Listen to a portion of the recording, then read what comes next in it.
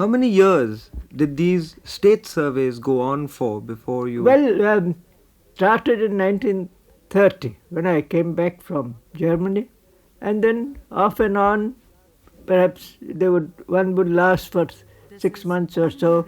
Then I would come back and write up my report. That would take, or work on the specimens. That would take about 4 or 5 months.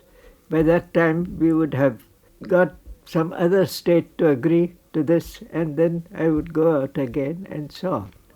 This went on regularly till about 1940. And then it was not so regular, but still there were quite a number of gaps left, which we then gradually, one by one, we covered then. Through your various trips that you've just described over a decade, your base remained Bombay. Bombay, yes. Well, between 1935 and 40, my wife died in 1939. And between 35 and 40, I was in Dehradun. And that used to be my base. After each survey, I would get back to Dehradun. How did you come to find yourself at Kihim?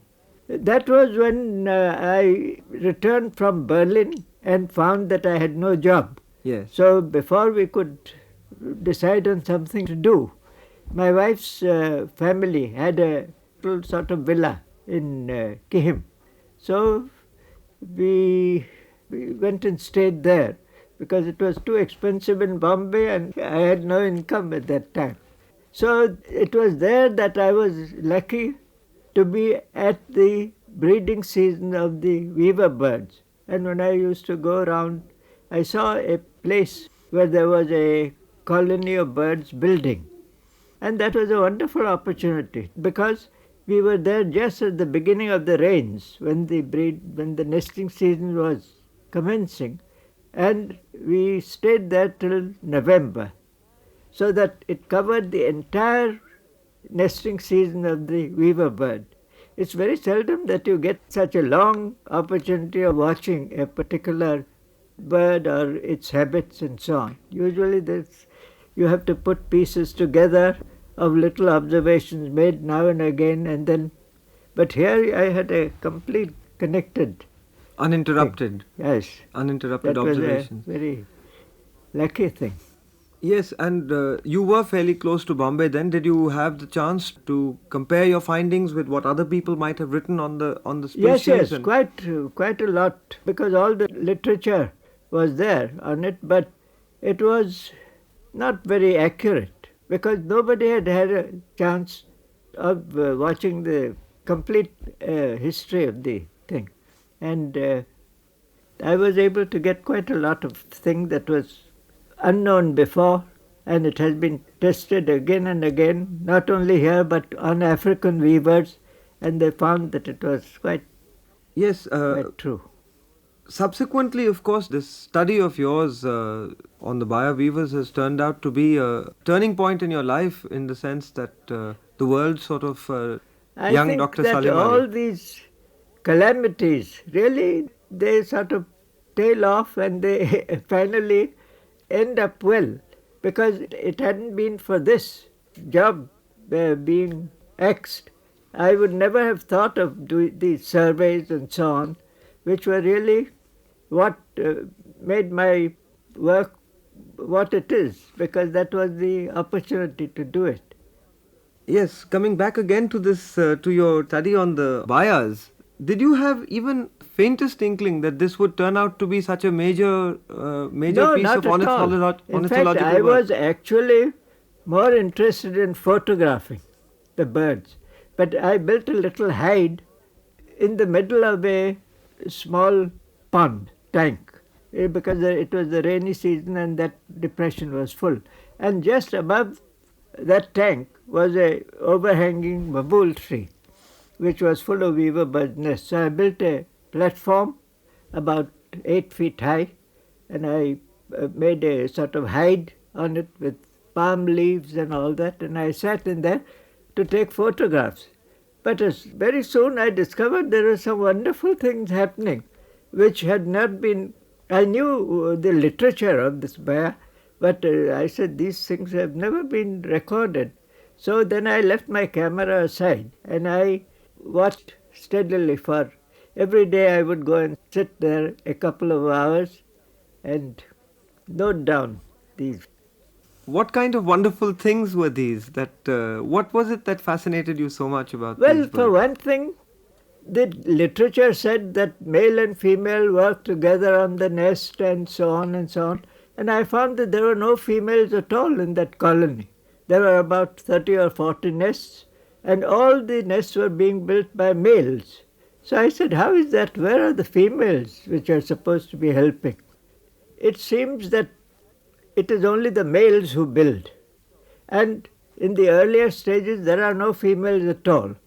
Males go on building and singing and fluttering and all that. And then one day, suddenly a flock of females comes. And they go from one nest to the other as if they were examining the structure of the nest. They enter the nest and the male tries to entice them and so on, but if they don't approve of the nest, they move on to the next nest. And some other female comes and examines them. Then finally, when the one female approves a nest, then they have the mating ceremony. And then she becomes his wife, and she doesn't build the nest at all, except the interior decoration. She brings a little feather and puts it there and so on.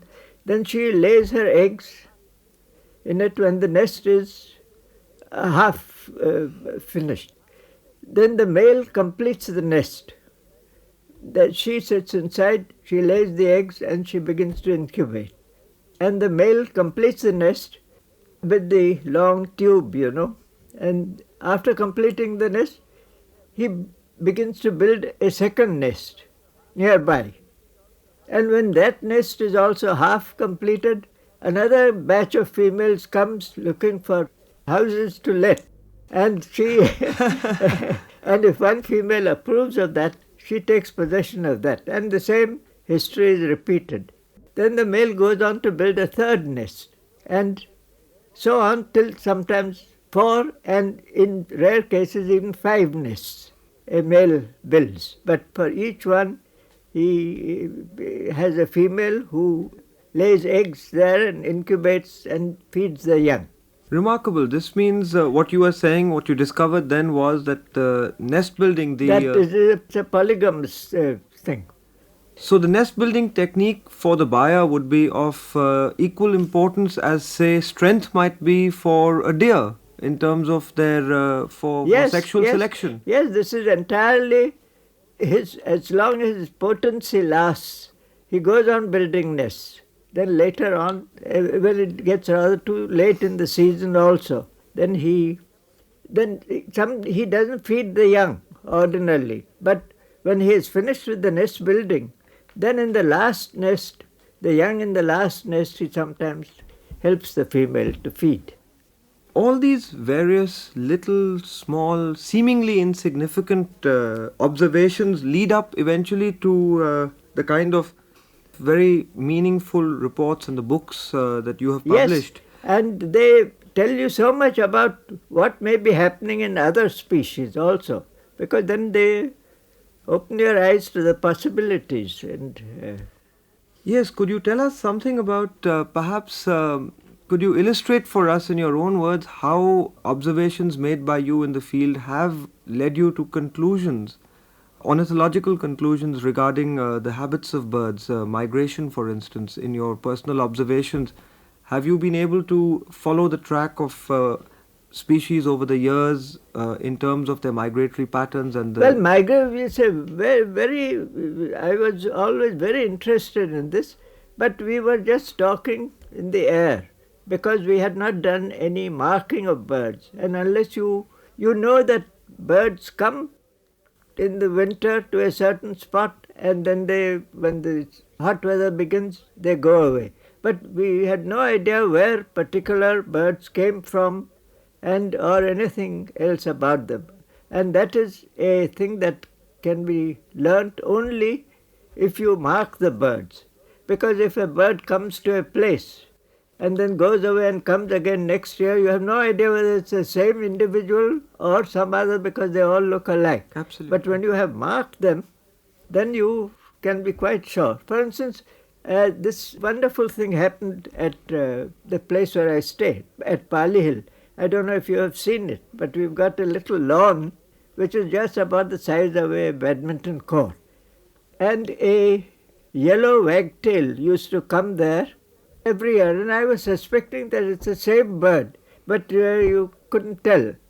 One day I had kept my car outside, and this bird came and started fighting with the image, its image in the hubcap. So I put some horsehair nooses there, and I caught the bird and I ringed it. And you know that for the next 5 years, it came 3 years, it came exactly on the 11th of September. My word. That is my wife's birthday. So each time I looked out of the window, this bird was there on that day. But 2 years it got delayed. Once it came on the 18th or once on the 20th and so on. So we knew that, first of all, we knew that it's the same bird. And secondly, we had no idea how long the bird's wagtails lived. So this was quite a proof that it lives for at least 5 years. And when it first came, it had already been there a couple of years, so that's 7 years. And this is how we gradually build up this knowledge about various things. For instance, and we also know that the yellow wagtail nests in Kashmir, and that is about 1500 miles from Bombay. So this bird has made so many trips, 1500 miles up and 1500 miles down, and it had arrived on the same. Now, how could it have found the way to Bombay, first of all? Then from Bombay it came to Bandra, and from Bandra that particular lawn, and on that particular day. That's really quite extraordinary. And many of these things, when you study migration, these are the sort of details that you come to find out, which you can not know in any other way, except by marking the bird. In fact, what you say now is so true of all that you've said throughout your life. I think it's been the miracles, the remarkable uncertainties of nature that have intrigued you, and you've always sought answers from it. Tell us something about bird songs and bird calls. These seem to be the things that a most obvious thing about birds is the sounds they make and the calls, the songs. This is a very special study that has taken on within the last few years since the coming of the tape recorder and so on. And you record the sounds and you analyze them, the different wavelengths and so on and so on. And you find that they have also got a lot of dialects, as they have slight differences in the subspecies, the northern and the southern. In the same way, there's differences in the dialects also, so that people who have studied it carefully, they can, even from the voice, by those sonographs, I think they are called, on that, if you analyze them, you can see the components of the voice, and from that you can say fairly definitely what subspecies it would be. Remarkable. This is how science and technology can be used for the enhancement of knowledge, particularly in the sphere of conservation and field observations. The songs of birds, usually it's the males, of course, who sing, and the songs are meant to attract the females at the nesting time. But more than that, they are a sort of advertisement to the female, because usually these migrants also, when they go back, it is usually the males that go first. They go first and they occupy a territory. And from that territory they keep out other males and they fight with them and they drive them away and they make postures and so on, threatening postures, so the intruder usually leaves. Sometimes there's a fight and so on. But the song is not only an attraction for the female, but is also a warning to other males to tell them that this place is occupied, you keep away from here. I see. Yes, So so this is usually the other bird sees the male singing and he keeps off.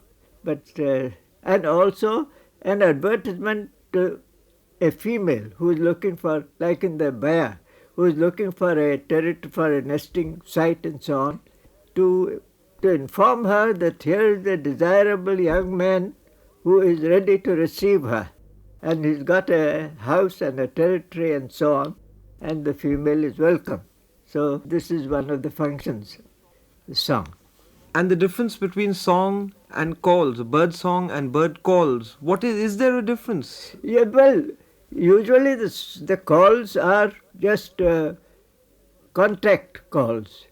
For instance, when birds are flying at night, they emit a certain call to keep them together so that they don't stray. If a flock is flying, they keep on little calls and they have, of course, danger signals which are usually understood not only by the same species but of many other species also understand the danger or the warning calls of other birds. For instance, when they see an owl or something, then the bird that sees it makes a sort of warning call and all the other birds gather round to chivvy it. I see, like a predator alarm system Yes, almost. yes. There has been, in a country like ours, considerable opposition to conservation efforts to save certain species of birds which people generally believe are harmful to man in terms of their competition for food supply. Now, would you like to say something about... Well, I think it's a great pity that more work hasn't been done in India because birds have a very strong impact on agriculture and forestry, particularly the insect-eating birds and the birds like owls which eat rats and mice, which are great pests of agriculture. We have some birds, because they are seen to eat grain in a field or something, they are considered to be destructive to crops, and they are, for instance, the baya. The baya also eats a lot of, and it certainly does a lot of damage to crops. But at the same time, when the young are in the nest, they have to be fed.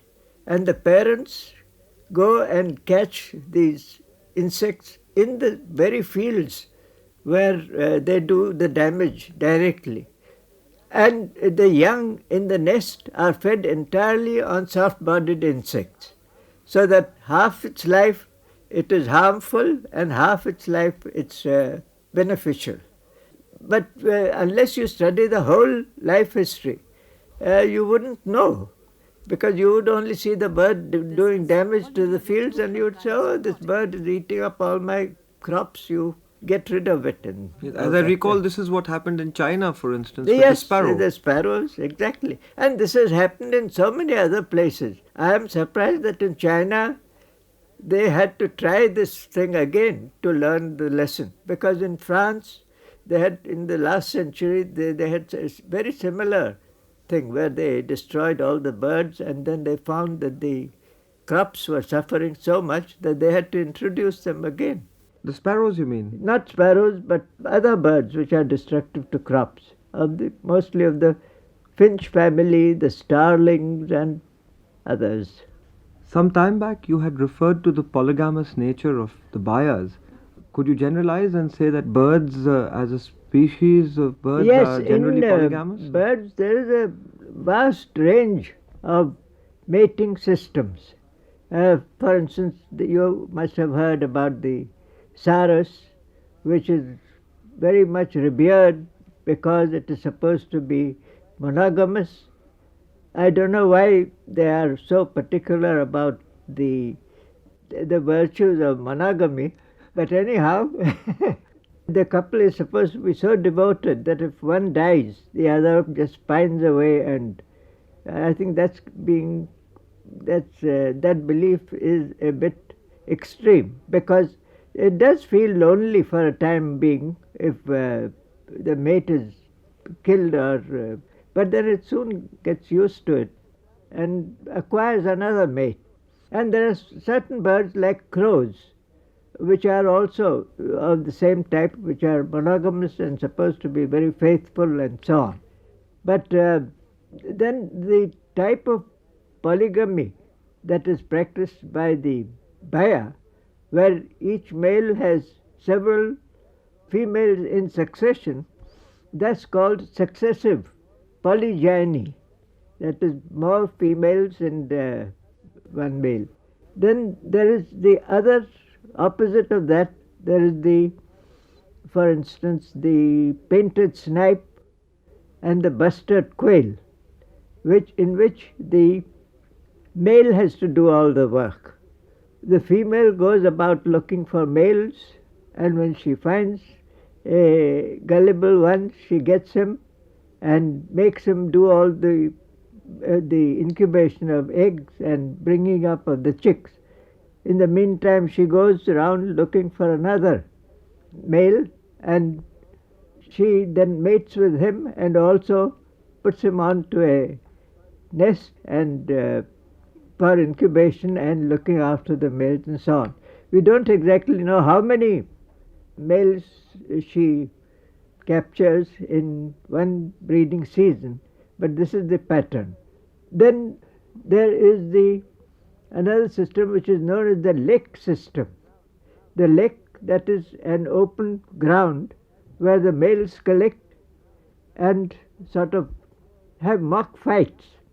And they're like the rough and reeve, which comes to India in enormous numbers, but it doesn't breed here. It breeds in the polar areas. And there the males collect and have mock fights on an arena, and the females come in turns. Males are in a variety of colors. Some are white, some are sort of purplish, and some are variegated colors.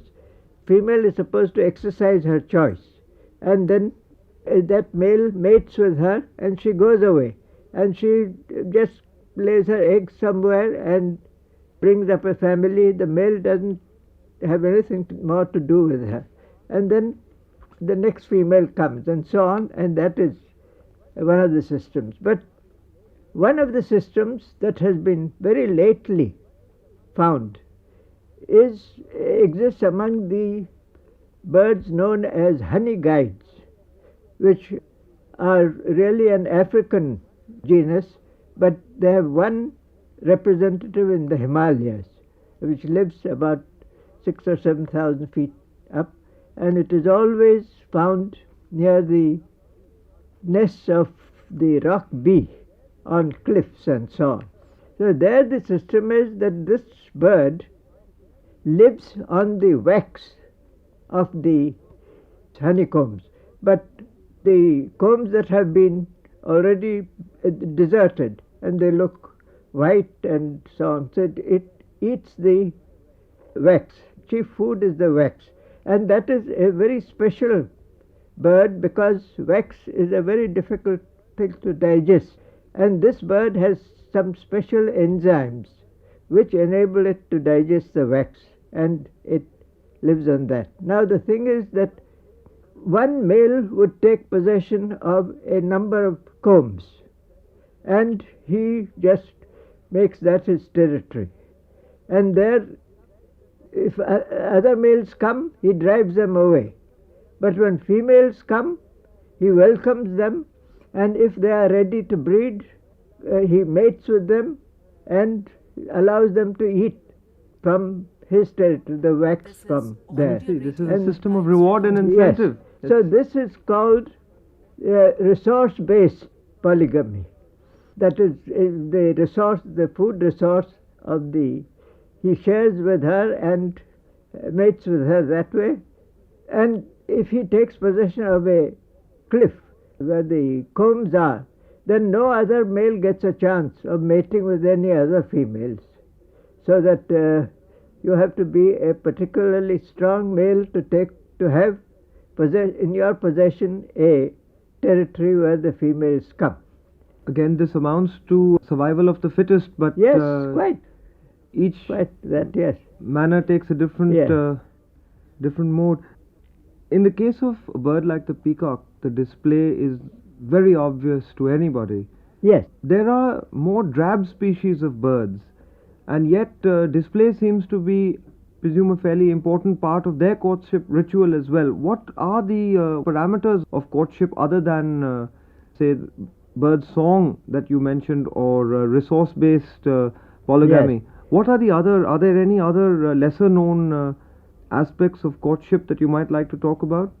Now, you mentioned the peacock.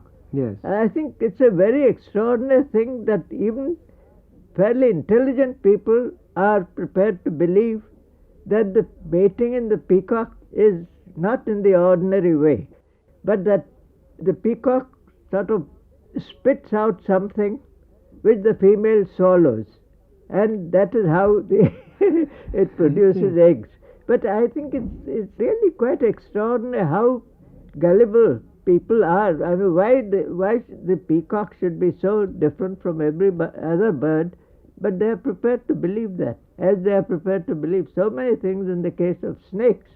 There are superstitions, there are myths Yes. and legends built around Indian cultures and things like on owls, for instance. There seems to be an unreasoning fear in the minds Yes. of people about owls.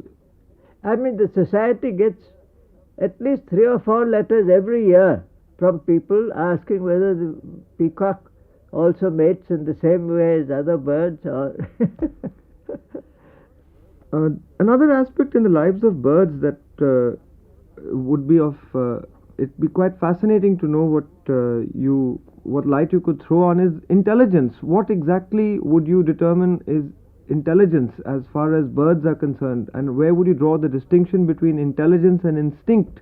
well, that acts- is very difficult indeed. But it is true that most of the actions and behavior of birds has instinct as its basis. I mean, inherited instinct. For instance, this migration is purely an inherited instinct.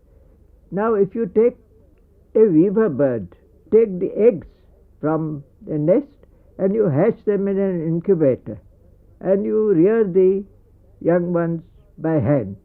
When the time for nesting comes, if you give them the proper material, the straw or the strips of grass or whatever it is, they will begin to build, and they will build exactly the same kind of complicated woven nests as their parents did. Now, these birds have not seen their parents, they have not seen their nest. Now, how do they build? Unbelievable So almost. this is the basis for most of their behavior. But there are some cases which one really cannot account for instinct. For instance, I'll tell you one experience I had of a crow.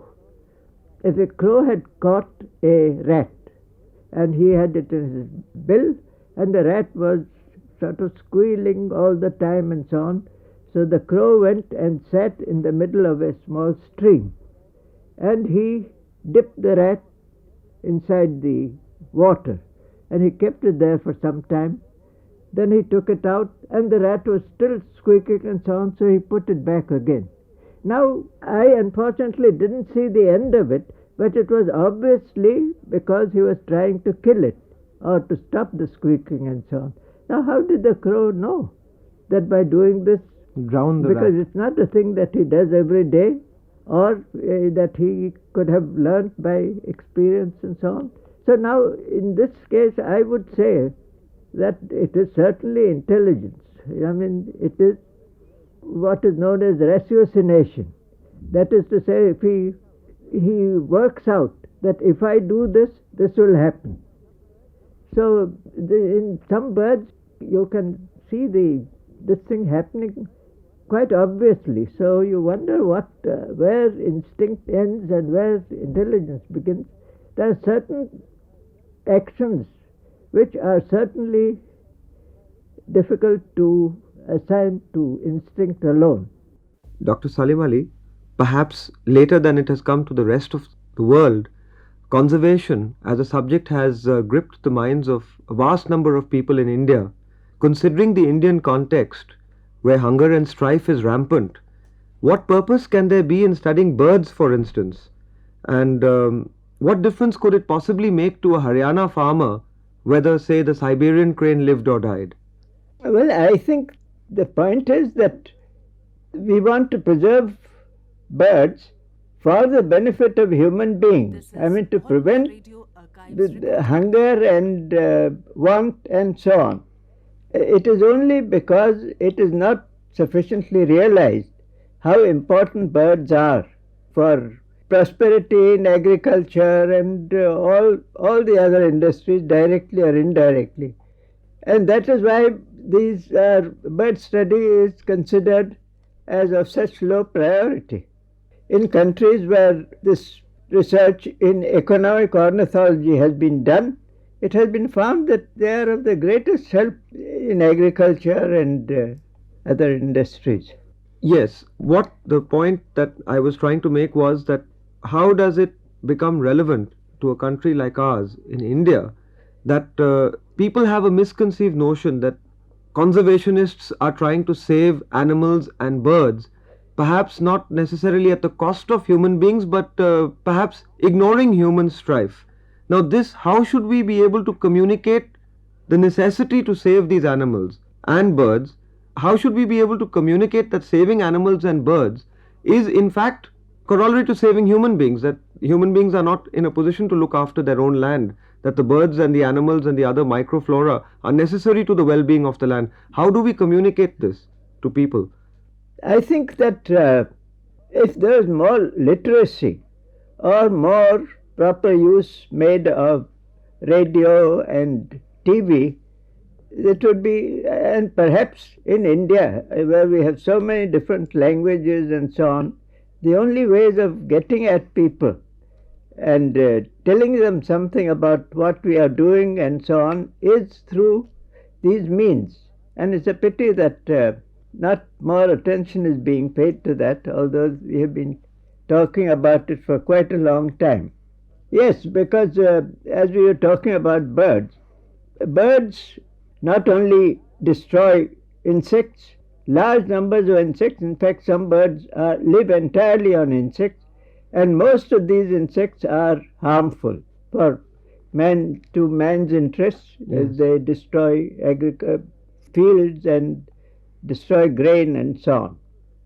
So that very often the same birds that do the destroying are also helping by destroying the insects, which are pests on the same crops.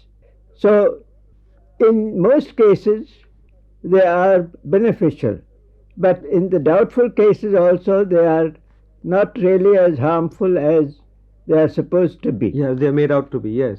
And also there's one point, they say that most people only see birds destroying crops, but they don't know what other beneficial activities they do. For instance, there are some birds which as adults are feeders on grain and crops, but as young they are fed entirely on soft-bodied insects by the parents. I see. So that they balance the thing, and you can't say that because you see a bird destroying crops that it is a completely harmful bird and should be done away with.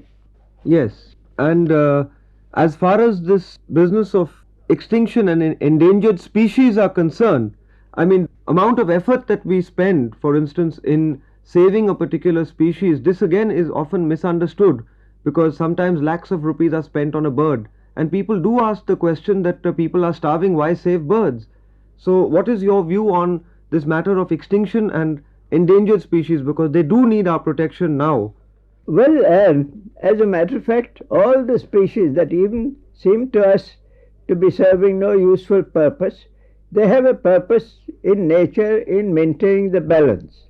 And a habitat and an ecosystem is made up of so many different factors, which may be plant or birds or animals and so on. And there's a regular chain, and if one link of the chain disappears, then the chain itself gets broken and the whole order gets upset. So that is one of the main reasons why we are so keen about preserving animals that are on the point of extinction. And the extinction can be natural because species keep on changing, one species replaces another and so on. But where human beings have interfered, the change has been much faster. And that is where we can slow it down by proper management and a Protection. little more attention. Yes, very good. I think that really does answer the point. Sometimes, as is bound to occur in a country which is so heavily and densely populated, sometimes conflicts take place. In 1983, in Bharatpur, for instance, where the Bombay Natural History Society has its own field research centers, when the sanctuary was converted into a national park, the grazing of cattle was stopped. Now, at this time, some lives were lost. There was police firing. Can the existence or the protection of birds at the cost of humans ever be justified? I think this is a completely mistaken idea. The loss of lives had nothing to do with the birds. It was because of some vested interests and political interests who wanted to work up an agitation.